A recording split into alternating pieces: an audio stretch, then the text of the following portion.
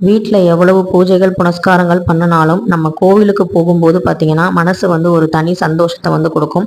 அதுவும் நம்ம வீட்டு பக்கத்தில் இருக்கிற சின்ன சின்ன கோவில்களுக்கு போகும்போது ரொம்ப அமைதியாக இருக்கும்.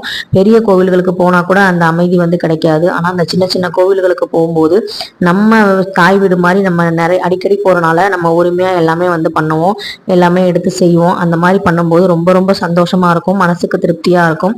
நாங்கள் வந்து பார்த்தீங்கன்னா வெள்ளிக்கிழமை வெள்ளிக்கிழமை அந்த அம்பாளை தரிசிக்க மகாசக்தி மாரியம்மன் கோவிலுக்கும் போயிடுவேன். நீங்கள் வந்து அந்த மாதிரி எந்த கோவிலுக்கு போவீங்க அப்படிங்கிறத கமெண்ட்ல சொல்லுங்க.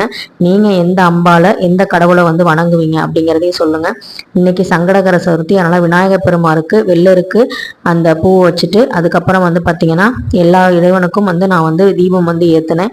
நான் வந்து கோவிலில் விளக்கு ஏற்றும் போது அந்த விளக்குக்கும் வந்து நான் பூ வைப்பேன். சூளத்துக்கு வந்து வேப்பிலை வந்து சொருகி நல்லபடியாக அந்த அம்பாளை கண்குளிர இந்த வெள்ளிக்கிழமையில தரிசனம் பண்ணிட்டேன்.